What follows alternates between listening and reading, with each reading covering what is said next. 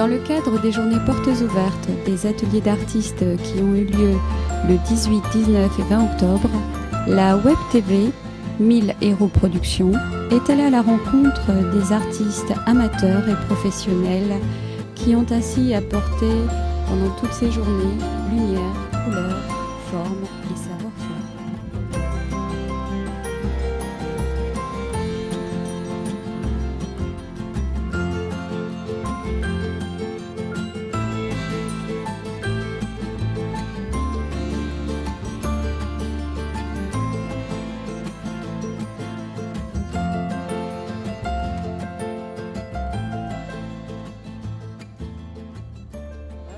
Né en 1900 et des centimes de On francs. va pas le dire, hein. Et des centimes de francs. Et donc. des centimes de francs. Voilà, c'est ce que je mets. Et voilà. Alors vous, c'est vraiment Moi, le dessin. c'est du travail à la plume. Moi, ça a commencé d'avoir une claque en cours de dessin. J'ai une prof qui nous a donné des croquis ou des photos d'oreilles féminines avec un numéro. Elle nous a demandé, j'avais 15 ans, elle nous a demandé de donner le numéro correspondant à l'oreille de notre mère.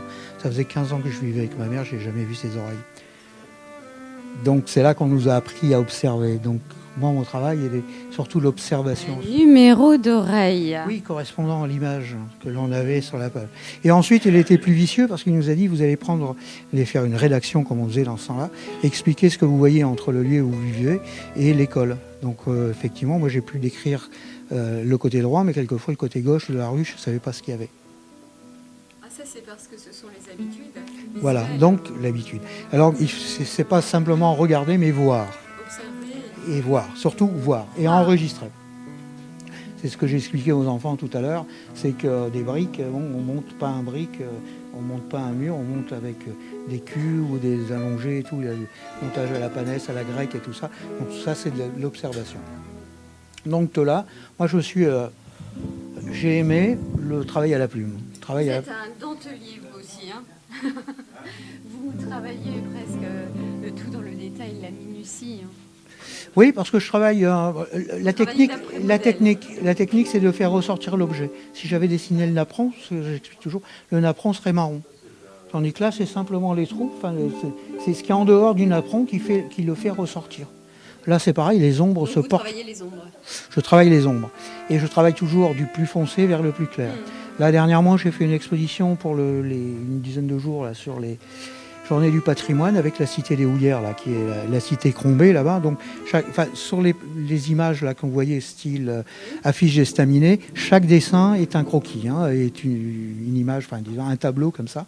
Et j'avais amené aux enfants ce genre de... J'avais amené ça. Une maquette avec un projecteur sur le côté. Et chaque enfant avait... ça doit être là-dessus.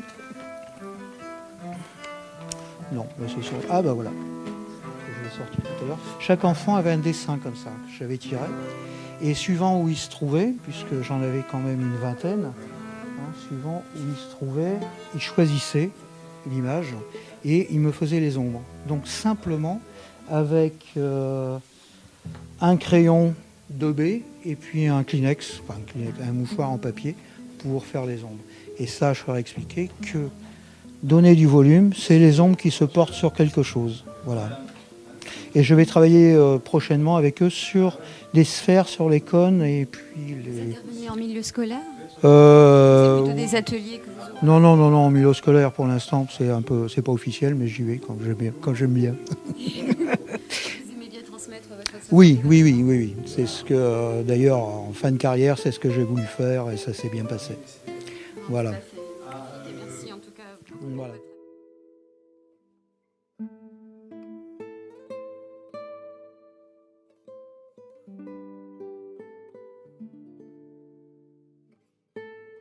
La technique, c'est de couler d'abord une petite dalle de plâtre avec un grillage pour renforcer la structure.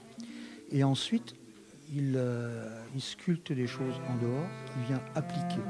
Donc, comme toutes ces choses, comme la dentelle, là-bas, c'est une petite bande de plâtre sur laquelle il est venu poser de la dentelle. Et comme il m'explique, le temps d'une cigarette, l'impression se fait et retire la dentelle pour avoir l'empreinte. D'accord ?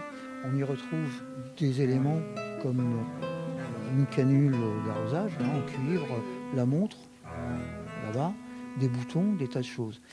Tout ça, tout ce genre de sculpture, enfin de bas-relief, c'est dans sa tête. Hein. C'est pas... Il va chercher des éléments de Venise, des éléments de... Vous en pensez quoi? Vous allez le laisser parler. Oui, allez, vas-y. On fait le relais, Bernard. Oui, allez-y. Alors, vous me demandez? Je voudrais savoir un peu cette histoire en fait de bas-relief.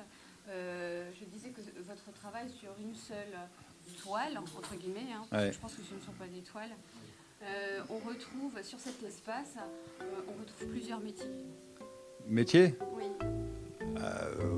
Bon, oui, avec du plâtre, ouais, c'est d'un côté, peinture, c'est un autre. Donc, c'est, disons, arrangement avec du plâtre et de la peinture. Mais c'est une manière de travail qui amène à pouvoir faire du relief. Et le relief, automatiquement, si on dit relief, on dit aussi ombre. Donc automatiquement, En fonction de la lumière. les fonds d'un tableau en fonction de la lumière, on peut à travers un tableau différent à chaque heure du jour.